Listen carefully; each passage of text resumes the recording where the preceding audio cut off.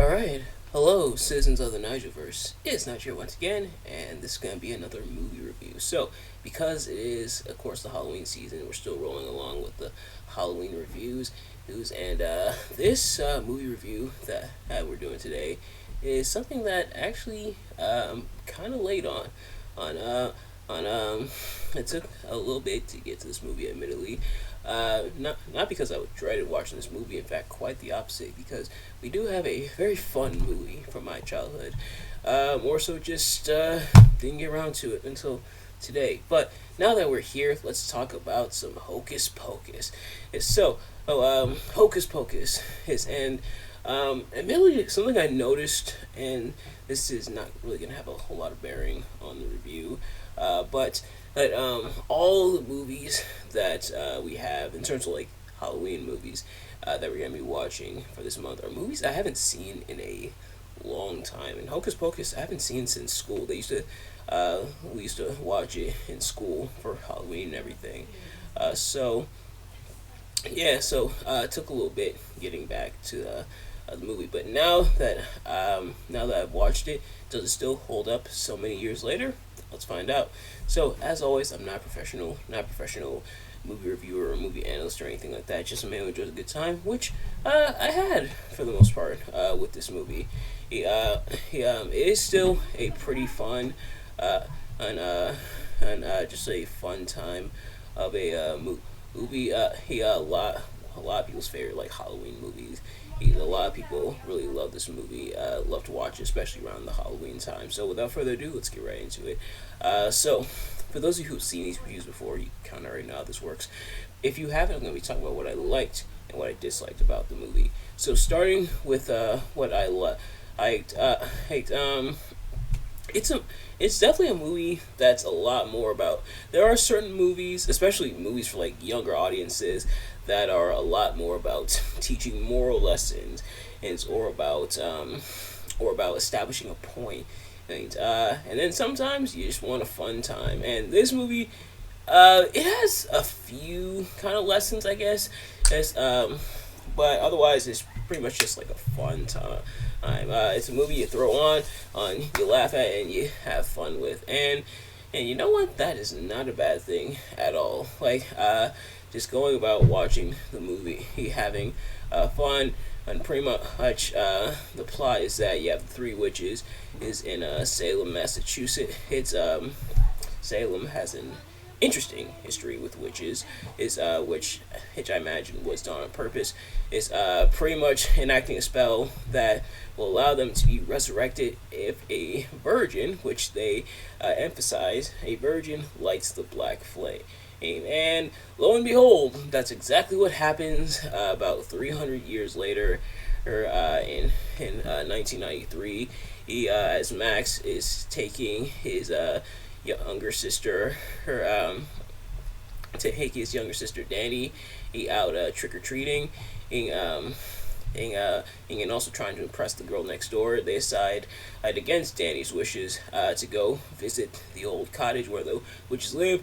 The witches are resurrected. They're trying to stay young by absorbing the life force of a young person. In this case, Danny, because she's only 7, and they need the spell book, but Max ends up stealing the spell book. They pretty much spend like the rest of the movie chasing him around, getting into some hijinks, kind of going about the rest of the world and everything. Especially now that the world is a lot more modernized, at least compared to 1693 anyway. Then they're accompanied by Binks the cat, aka hey, uh, Thackeray Binks. I had to look at the wiki to remember his like full name, but he was a young boy whose sister was absorbed, and he was turned into a cat by the witches. His he essentially his now a cat tries to ward people off from lighting the flame. Aim tries to attack Max so that Max wouldn't light the flame, but Max does. So Binks kind of accompanies them, So pretty much trying to stop the witches. They try to warn people, but people don't really believe them because it's like a popular legend in the town about the sisters and everything. The Sanderson sisters. Hers. I almost forgot to point out the Sanderson sisters. Hers are like a popular legend among the town and everything.